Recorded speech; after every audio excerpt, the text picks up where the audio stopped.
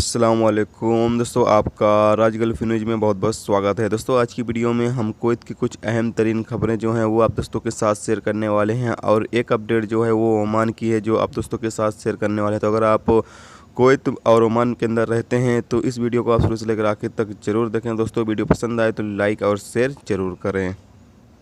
दोस्तों, पहली अपडेट ये है कि कुवैत में 45 साला एक इंडियन शहरी को इलाज के लिए मुबारक अस्पताल में भर्ती कराया गया है क्योंकि उसने सालिमिया को आपके पास खुदकुशी करने की कोशिश में मुबीना तौर पर अपनी कलाई काट ली थी। यानी कि उसने अपनी कलाई जो है वो खुदकुशी करने की कोशिश में काट ली थी, जिसको बाद में जब देखा गया तो उसको इलाज के लिए मुबारक अस्पताल में दाखिल करा दिया गया है।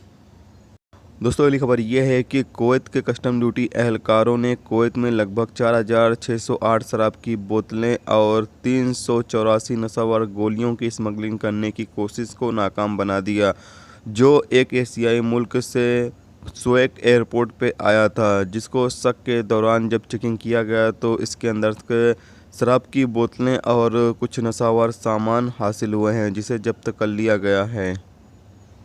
दोस्तों, अगली खबर यह है कि कुवैत में एक बांग्लादेशी शख्स ने मैबोला इलाके में अपने कार के अंदर रस्सी से फंदा लगाकर खुदकुशी कर ली।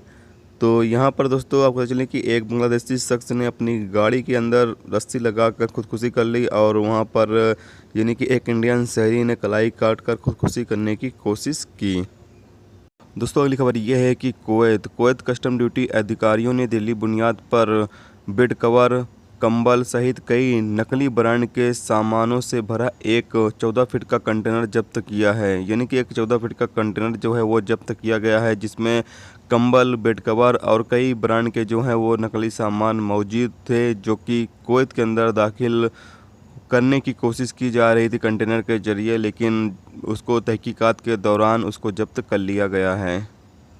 दोस्तों, ओमान की अपडेट ये है कि ओमान में मिनिस्ट्री ऑफ मैन पावर ने तामीराती और सफाई की कंपनियों पर नए वर्कर को भर्ती करने के लिए 6 महीने की पाबंदी लगा दी है। यानी कि जो सफाई के काम करवाती हैं ऐसी कंपनियां या जो तामीराती काम करती हैं ऐसी कंपनियों पर 6 महीने के लिए नए वर्करों को भर्ती करने पर पाबंदी लगा दी गई है। लेकिन ऐसी कंपनियां जहां पर 100 वर्कर से ज़्यादा काम करते हैं ऐसी कंपनियों को जो है इससे छूट दिया गया है।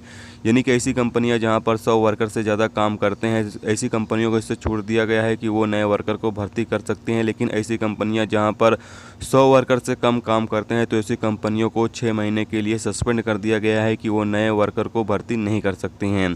फिलहाल में जो एतदशुमार बताया गया है कि अभी ओमान के अंदर कितने अजनबी लोग काम कर रहे हैं, तो उनके एतदशुमार के मुताबिक 1,07,00,000 अजनबी लोग जो हैं वो ओमान के अंदर काम कर रहे हैं, जिसमें से 5,08,690 तामीराती एरिया में काम कर रहे हैं 2019 में, जबकि 2017 में तामीराती एरिया में 6,19,744 अजनबी लोग काम कर रहे थे।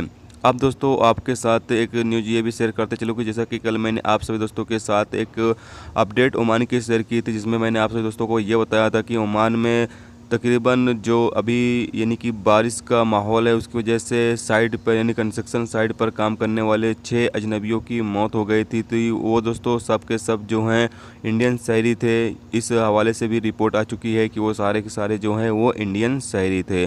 तो यही कुछ न्यूज़ थी दोस्तों जो आप दोस्तों के साथ शेयर किया जाए। तो चलिए फिर दोस्तों मिलते हैं नेक्स्ट वीडियो में नेक्स्ट टॉपिक के साथ। जब तक रखिए अपना ख्याल, ओके, खुदा हाफिज़।